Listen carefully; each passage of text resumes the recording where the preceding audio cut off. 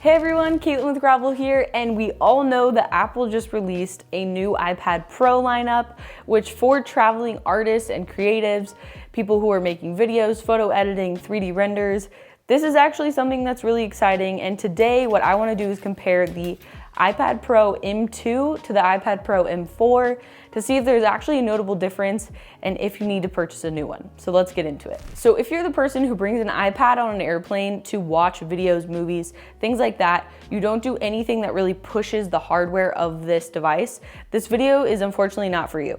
This video is for artists, creators, people who are actually pushing this device to its limits and want to know if they need to upgrade to the M4, which has a higher price tag than the M2, or if they can just stick with the M2 for what they're doing. So today I'm going to show you some exports of 3D renders on both the M2 and the M4. Inside of the Apple event, they showed a lot of 3D rendering. They were kind of focused on 3D rendering, which I thought was really interesting because 3D rendering is something I got into a few years back and I absolutely love to do. I mostly was doing it for product design, but then I got into 3D renders for characters and really fun lighting and like export renders, things like that. And things that I could 3D print on my 3D printer. I have a lot of multifaceted interest, and video is my main thing that I love to do. But outside of that, kind of everything else as an artist is just for fun.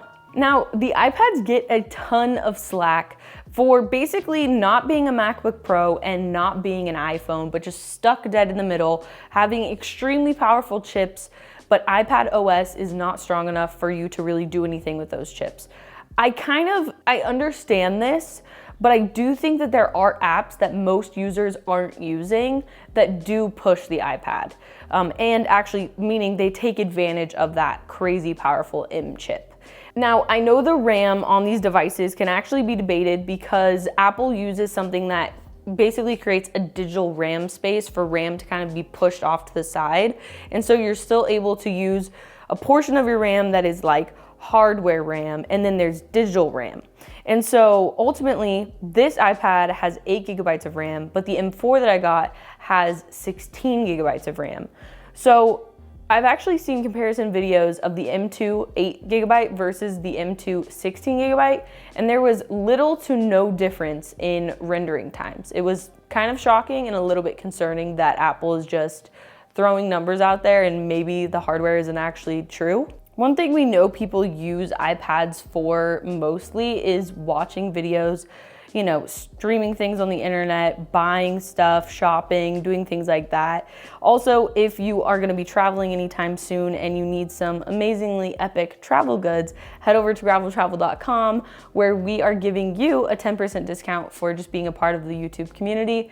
Make sure you use the code YTFriends to get that discount. One feature I absolutely love about having a MacBook Pro and an iPad Pro when you're traveling is that you can actually mirror the displays or externally display your MacBook Pro to the iPad Pro.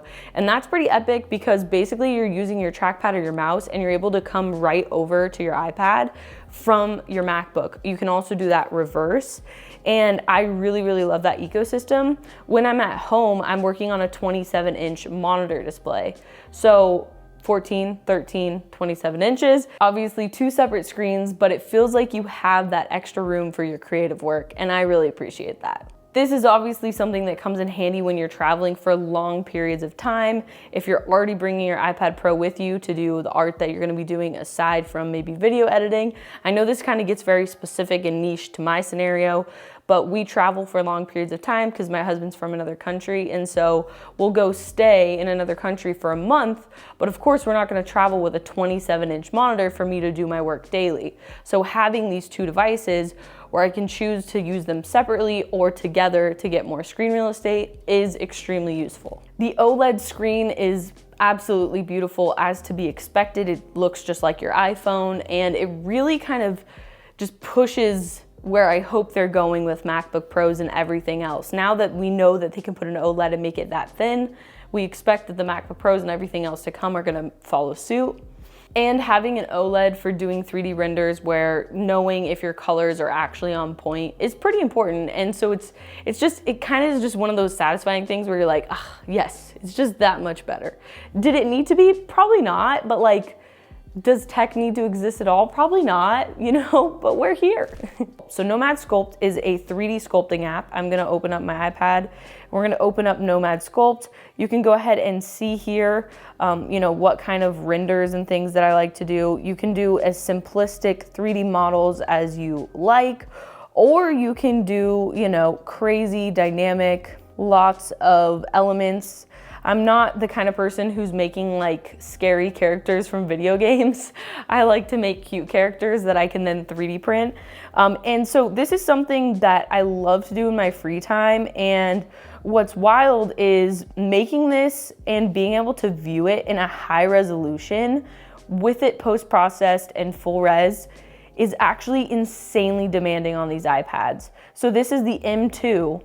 It's extremely powerful, but it does struggle at some point. So for example, I'm gonna go ahead and export this file. And I want you guys to notice it has 5.12 million scene vertices. People who do 3D rendering, that will mean something to you. And so what we're gonna do is actually export it in a 4K final size. And we're just gonna start. And as you can see, I'll do a timer so we know how long this takes. And then this is what we're comparing to the M4 as well. So as you can see, you know, it's been almost 20 seconds. We're still waiting. We're still waiting. We're at 400 out of 500. This is what you want to be looking at. And we're done. Something interesting is that Apple is claiming that the M4 can render 3D exports 4 times faster than the M2.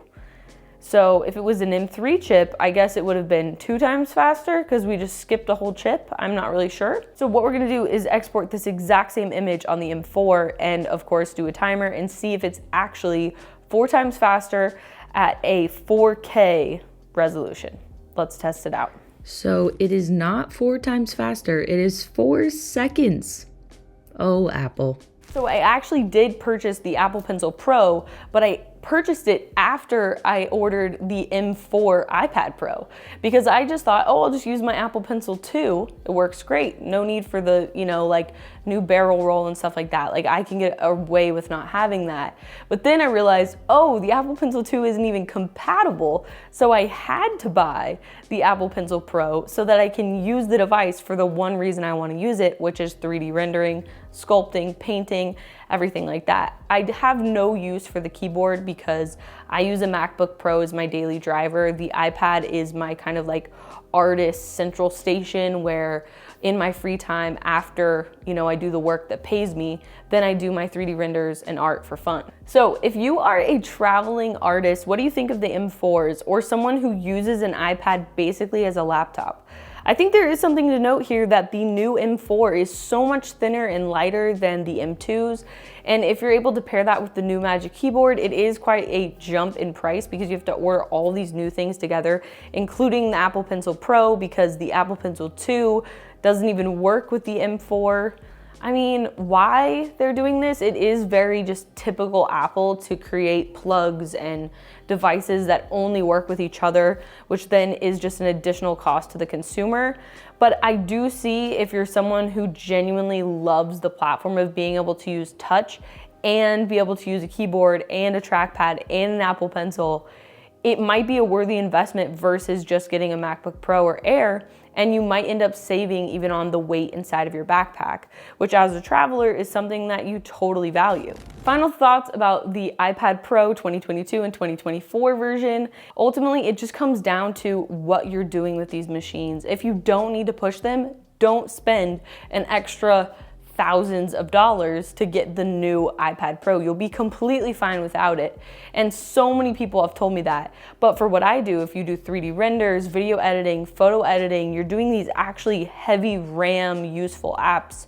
Ultimately, I think the M2, M1, and even previous models will totally work for all of those things on the iPad ecosystem. It does seem like you're not really trading for speed. You're trading for the new OLED screen. You're trading for the lightness, the thinness of the iPad. So you're pretty much trading for the external hardware versus the internal chip because they're all so good. With that said, thank you so much for watching. I hope you guys enjoyed this video. If you are a traveling artist that feels like the M4 2024 iPad Pro is gonna benefit you, let me know in the comments what you plan to use it for and how you plan to push the M chip that's inside of it. And if not, no worries. Leave those in the comments too. We appreciate you watching this video and we'll see you in the next one. Peace.